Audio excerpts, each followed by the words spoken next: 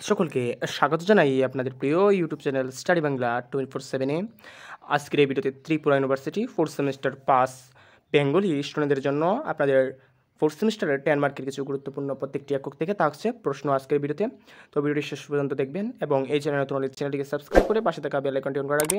তাহলে যখনই কোনো গুরুত্বপূর্ণ ভিডিও নিয়ে আসবে সরাসরি আপনাদের কাছে নোটিফিকেশনটি চলে যাবে। তো ভিডিও শুরু করা যাক।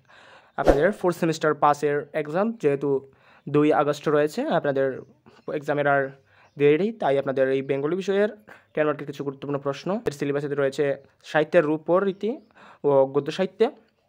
তো প্রথমে আপনারা ইউনিট 1 থেকে অর্থাৎ প্রথম একক থেকে রয়েছে আপনাদের সাহিত্যের রূপরীতি। এর মধ্যে রয়েছে কাব্য, নাটক ও উপন্যাস ও ছোটো গল্প। এই দুটো টপিক থেকে আপনারা কী কী বড় প্রশ্ন দেখবেন। প্রথমে দেখবেন ঐতিহাসিক উপন্যাস কাকে বলে, ঐতিহাসিক উপন্যাসের বৈশিষ্ট্য নির্দেশ করো, ঐতিহাসিক উপন্যাস কত প্রকার ও কী কী, একটি ঐতিহাসিক উপন্যাসের বিশ্লেষণ করো। 2 নম্বর যেটি দেখবে সামাজিক উপন্যাস বলতে কী বুঝো, সামাজিক উপন্যাসের শ্রেণীবিভাগ ও বৈশিষ্ট্য আলোচনা করো, একটি বাংলা সামাজিক উপন্যাস সংক্ষেপে আলোচনা করো।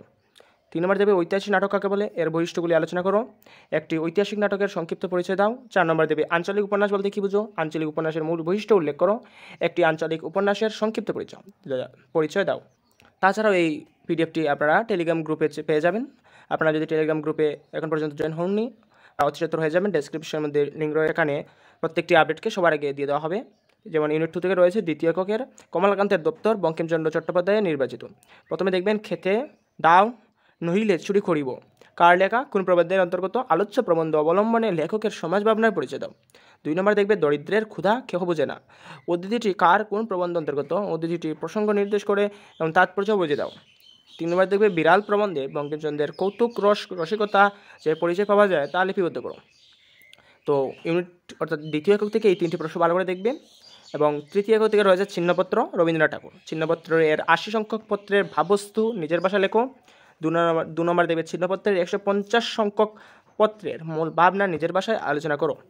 3 নম্বর দেবে ছিন্নপত্র নামকরণ এই পত্রাবলীর সংকলনের ক্ষেত্রে কতদূর যথার্থ হয়েছে আলোচনা করো।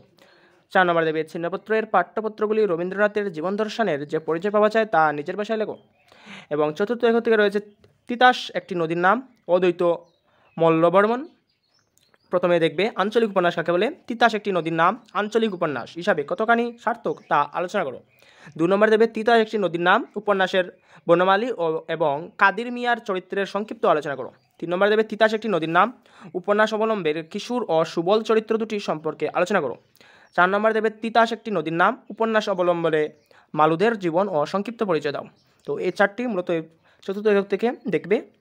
আশা করি এই জিনিসগুলো আজকের ভিডিওতে আলোচনা করা হলো, এগুলো থেকে আপনারা পরীক্ষার মধ্যে কমন পেয়ে যাবেন। আপনাদের উদ্দেশ্যে বলবো, আপনাদের প্রশ্ন যে এভাবে আসবে এমন নয়, বিভিন্নভাবে গড়িয়ে আসতে পারে। তো যে টপিকগুলো এই ভিডিওর মধ্যে আলোচনা করা হয়েছে এর উপর বেস করে আপনারা আপনাদের এক্সামে প্রশ্ন পাবেন। অথচ আপনারা যদি এই প্রশ্নগুলোর মধ্যে একটিরও আনসার যদি না পেয়ে থাকেন তাহলে অবশ্যই কমেন্টে জানাবেন। আপনাদের নির্দিষ্ট কমেন্টের উপর ভিডিও নিয়ে আসা হবে। তো আপনারা যদি আবার আপনাদের তাহলে একটা লাইক দিয়ে দেবে, ভিডিওটি বন্ধুদের শেয়ার করে নেবে এবং এই চ্যানেল নতুন হলে চ্যানেলটিকে সাবস্ক্রাইব করে পাশে থাকবে। তাহলে যখনই গুরুত্বপূর্ণ ভিডিও নিয়ে আসা হবে সরাসরি আপনাদের কাছে আপডেটটি চলে যাবে। তো আজকে এতটুকু, সকলকে ভিডিও দেখার জন্য ধন্যবাদ।